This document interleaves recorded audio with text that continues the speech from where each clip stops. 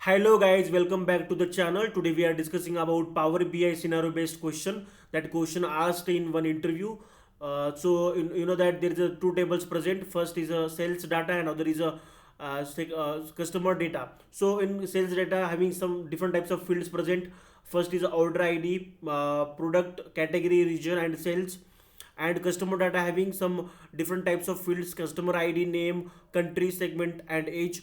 We are going for the question now. So once we go into Power BI desktop, there is one question. You have a report page with the two tables and four slide filters present, and you need to configure two filters to interact with the first table, and the other two filters interact with the second table. How can you achieve this in Power BI? So firstly, what happen once we go for a solution? You know that there is a two tables present, that sales data and customer data. So you can able to see there, right? So directly we just copy of that some records from the both the tables, and we put into the there is a like enter data is present. Once we click that, so directly we copy paste of the some record into that, and just give the name of that sales data, and same for a customer data also. Just copy that some columns present into that and records, and just give for a customer data and load it. So that's things we can able to do firstly. So later our question is that हमारा question क्या है कि देखो यहाँ पे to tables present है और four filters present है. जब पहले टू फिल्टर्स को जब मैं क्लिक करूंगा तो जस्ट मेरा पहले टेबल को ही अफेक्ट होना चाहिए, और जब सेकंड टू फिल्टर्स को स्लाइसर को जब मैं क्लिक करूंगा तो जस्ट नेक्स्ट मतलब नेक्स्ट टेबल को ही अफेक्ट होना चाहिए. तो देखो कैसे करेंगे हमें ना, यहाँ पे हम एडिट इंटरेक्शन से कर सकते हैं. यहाँ पे जब फॉर्मेट में हम क्लिक करेंगे ना, जब अभी आपको बताता हूँ पहले कोई भी पहले स्लाइसर को क्लिक करना पड़ेगा जब भी हमें फॉर्मेट का ऑप्शन दिखता है. तो देखो यहाँ पे फॉर्मेट पे क्लिक करेंगे तो एडिट इंटरेक्शन का ऑप्शन दिख रहा है.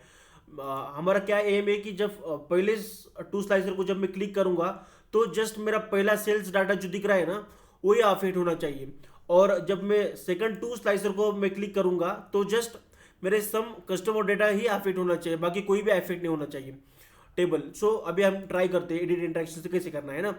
तो पहले हम क्या करते हैं, पहले स्लाइसर को क्लिक करते हैं, तो जब फॉर्मेट में जाते हैं तब एडिट इंटरेक्शन यहाँ पे शो हो रहा है. तो इसको क्या करते हैं, अभी क्लिक करते हैं. जब इसको जब क्लिक करेंगे तो क्या होगा, हमें ये नन नन दिखाना है ना, मतलब सेकंड टेबल अफेक्ट नहीं होना चाहिए. That's it. Same for this only. इसको क्लिक करेंगे और नन कर देंगे. तो अभी क्या होगा, जब मैं किसी भी कैटेगरी को क्लिक करूंगा तो जस्ट यही मेरा डाटा है, जो सेल्स डाटा है वही अफेक्ट हो रहा है, मतलब जो भी हमें आउटपुट चाहिए इलेक्ट्रॉनिक्स का ही दिख रहा है. तो जब मैं इसको क्लिक करूंगा फर्नीचर को, जस्ट फर्नीचर का डाटा मुझे दिखा रहा है, सेकंड टेबल में कोई भी इफेक्ट नहीं हो रहा है. Same as it is reason, कोई भी रीजन पे क्लिक करूंगा तो क्या होगा, जस्ट पहले टेबल में ही जो कुछ इफेक्ट दिखेंगे है ना, और सेकंड टेबल में कोई भी नहीं दिखेगा आउटपुट में. So same as it is for third slicer. Third और फोर्थ स्लाइसर में क्या करना है कि जस्ट कस्टमर का डाटा ही मुझे दिखना चाहिए है ना, बाकी का कोई मुझे अफेक्ट नहीं करना चाहिए. तो कैसे करना है, तो देखते हैं कि same as it is for that. Slicer third पे क्लिक करेंगे है ना, जब फॉर्मेट में चले जाते हैं तो इसको भी क्या करेंगे, इसको नन कर देना है मेरे को. अभी जब इसको क्लिक करूंगा same as it is for none this also. अभी मैं क्या करता हूँ, कोई भी कंट्री को सेलेक्ट करता हूँ तो क्या हो रहा है, जस्ट मेरा कस्टमर डेटा पे अफेक्ट हो रहा है, फॉर सेल्स डेटा पे कोई भी अफेक्ट नहीं हो रहा है.